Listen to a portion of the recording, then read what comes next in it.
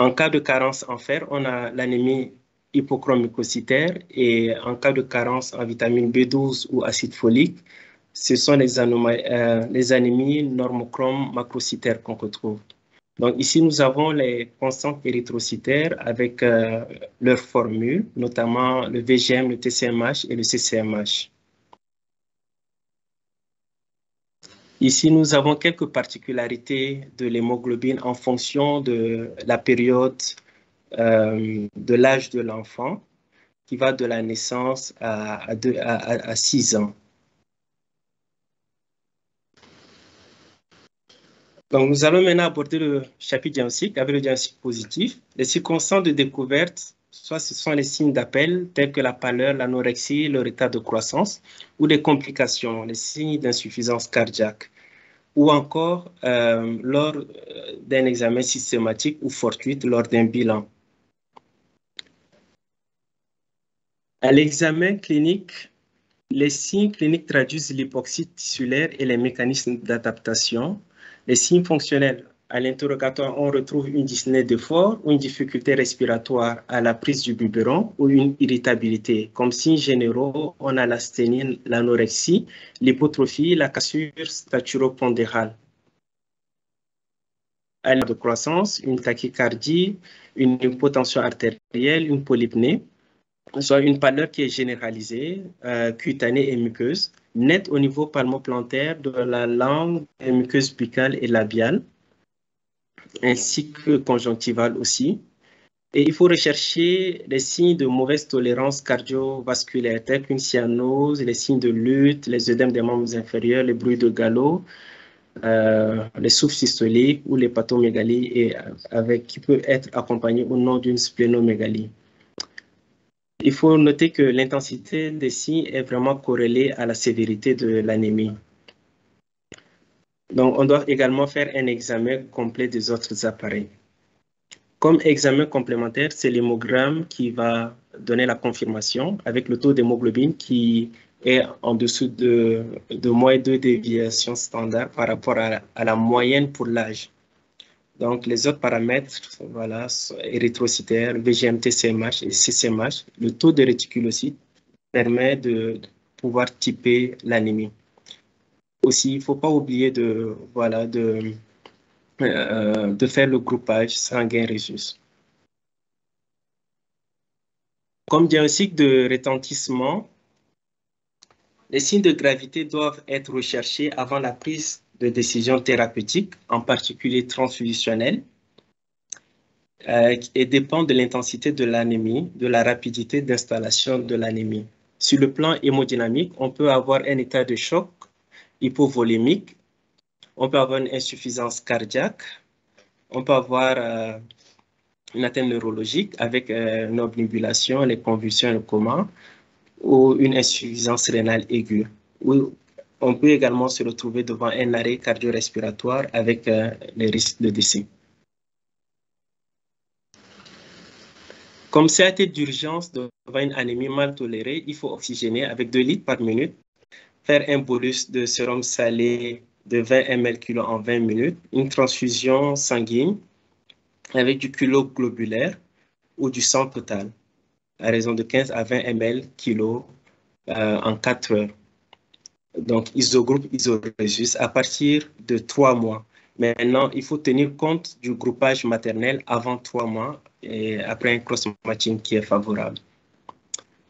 Comme diagnostic différentiel, on peut avoir une hémodilution avec rétention hydrosodée lors d'insuffisance cardiaque ou de malnutrition aiguë sévère avec œdème.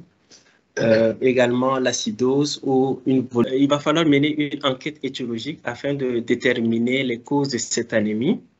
Donc, rechercher au niveau des antécédents personnels périnataux, les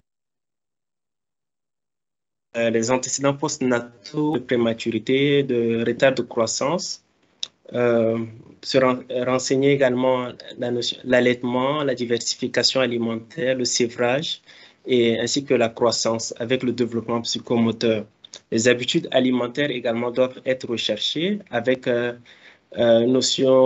recherche d'une notion de picaphagie. Et aussi, il faut rechercher une notion de prise médicamenteuse, phytothérapie, une exposition à des toxiques ou une notion de parasitose intestinale.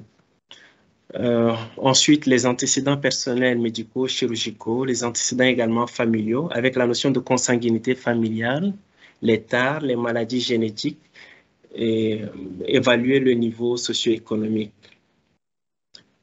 Il va falloir procéder à un examen physique minutieux, la peau et les fanères, rechercher une hyperpigmentation, des pétichies, des ecchymoses, des ictères, des perlèches, une glossite ou une langue de papier.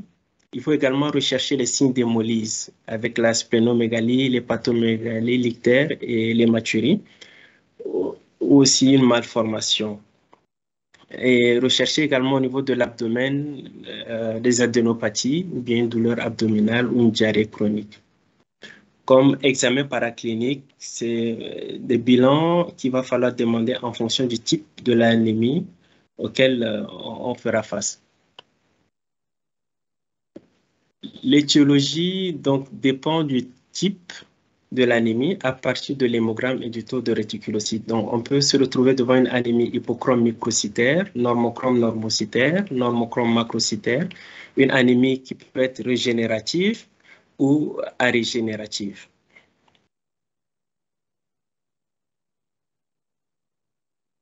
Donc, voici ici un schéma qui nous permet de pouvoir mener une démarche diagnostique étiologique d'une anémie. Selon qu'on se retrouve devant une anémie qui est microcytaire ou normocytaire ou macrocytaire.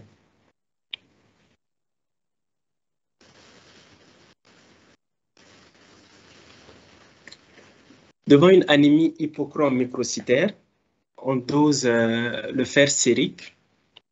S'il est abaissé, on recherche au niveau de la ferritine. Si la ferritine également est abaissée, alors là, il s'agit d'une anémie ferriprive. Mais si par contre la ferritine est normale ou même voire augmentée, il s'agit ici plus d'une anémie inflammatoire.